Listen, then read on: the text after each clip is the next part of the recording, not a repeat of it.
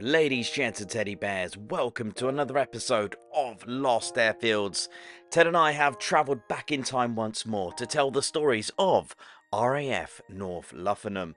In this episode, we are at former RAF Luffenham, a base that was once home to 61 Squadron and 144 Squadron during World War II. These runways once served Avro Manchester and Hampden bombers. After the war, it became home to the Royal Canadian Air Force and then later a Thor Missile Station.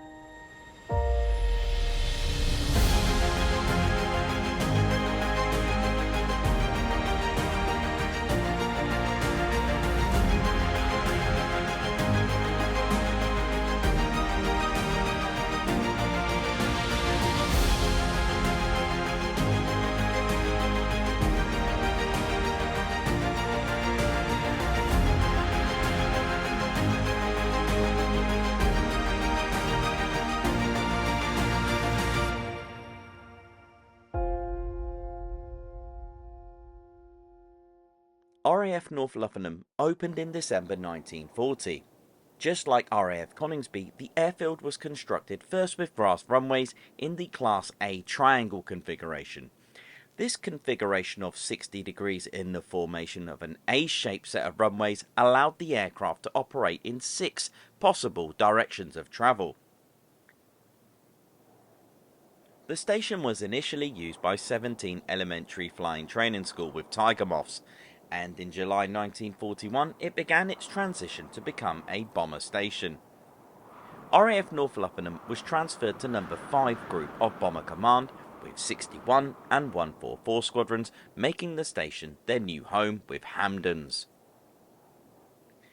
61 Squadron converted to Avro Manchester bombers and took part in major raids into Europe during their short stay as they left in October 1941, whilst 144 Squadron left in April 1942, so their stays were very short-lived. However, 144 Squadron would return to North Luffenham with a very different role 17 years later. Although the stay of 61 and 144 Squadrons were short-lived, they had some remarkable stories and both played major roles during their stay in World War II. In 1934, a child known as George Franz Hein, living in Germany from Jewish family, was sent to London for safety. When he turned 16, Hein got into trouble with the law and spent a few weeks in prison. Now, just before his release, Britain declared war on Germany and Hein faced a situation. He should have reported to a police station for internment, as Germany was now an enemy. The other problem for Hein was returning to Germany being Jewish posed a problem, and he also certainly couldn't stay around in Britain. So, instead, he assumed the identity of a dead school friend, Peter Stevens, and joined the RAF. He trained as a bomber pilot for 18 months, became leading aircraftman and a commissioned pilot officer until finally joining 144 Squadron in 1941 at RAF North Luffenham. With his new name, Stevens flew 22 combat operations in the Handley Page Hampden before his aircraft Hampden AD-936 was damaged over Berlin. He was captured and became a prisoner of war and was lucky to be alive. You see, both of his identities, whether he was Hine or Stevens, posed potential consequences. His true identity would have meant execution, and his other identity, well, would have been a prisoner of war. But the thing is, in his own country without protection from the Geneva Convention, he spent 3 years and 8 months as a prisoner of war. He made several attempts to escape and was lucky to have even been kept alive. He was finally liberated in April 1945.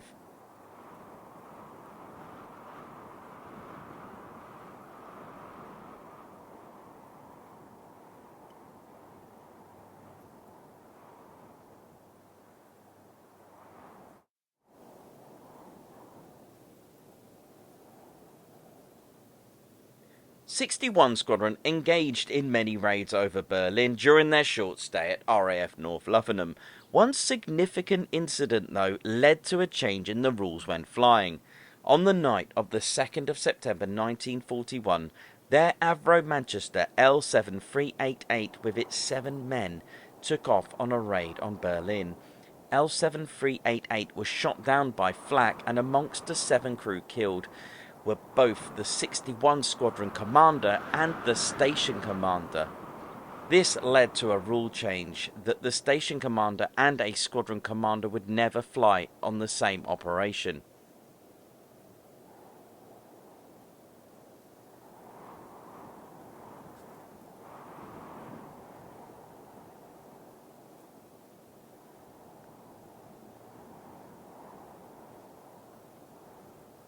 Just like operational conversion units, OCUs, that we have today, where a specific squadron trains a pilot on a particular aircraft, during World War II there were equivalent units called operational training units, OTUs. Today, at RAF Coningsby, we have 29 Squadron who train Typhoon pilots, and 207 Squadron at RAF Barham who train both the Royal Navy and Royal Air Force pilots on the F-35B. During World War II, there were other types of training units such as heavy conversion units and heavy glider conversion units. Forming here at RAF North Luffenham was 29 Operational Training Unit, who were created and trained airmen on Wellington bombers.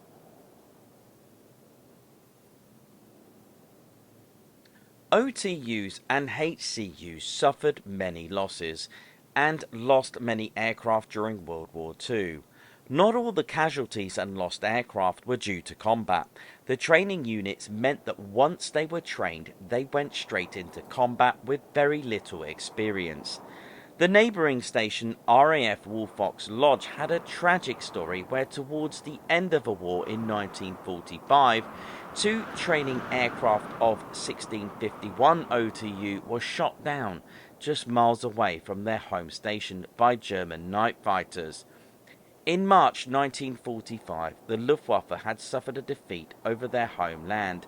However, to the surprise of the Royal Air Force, after a bombing raid returning home, those included from RAF Luffenham, well, they were being followed back to Britain by German Ju-88 night fighters. 2 of the losses were 2 training aircraft of the OTU, which were training a diversion flight.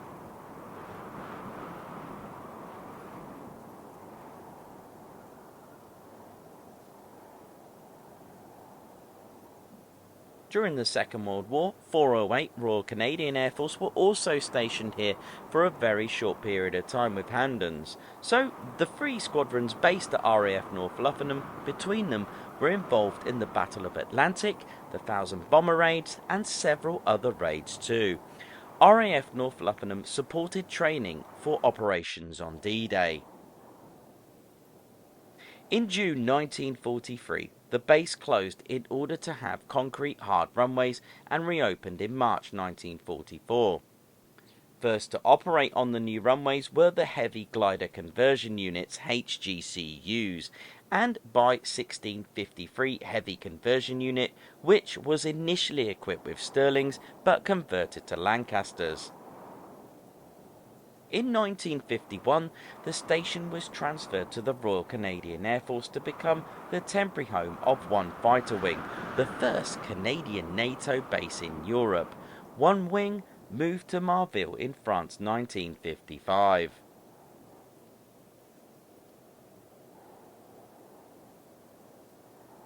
Towards the end of 1955, 228 OCU, temporarily renamed to 238 OCU, were detached to North Luffenham from RAF Leeming, which was having its runways extended to accommodate Gloucester Javelins. The OCU remained for over a year before returning to Leeming. Then, in 1959, RAF North Luffenham was chosen to be one of 4 main PGM-17 Thor intermediate range ballistic missile stations. This brought back to life 144 Squadron, and all Thor Missile Squadrons had a new addition to their title, SM, which meant Strategic Missile. They were now 144 SM. The Thor missiles were operated under a dual-key system, with the British in control of the launch sequence and the Americans responsible for arming the missile nuclear warhead, giving each nation a veto on using the missiles. The squadron, along with the rest of the Thor force, was brought to full readiness during the Cuban Missile Crisis. In 1963, RAF Aviation Medical Training Centre, AMTC, moved from its original location at RAF Upward to RAF North Luffenham.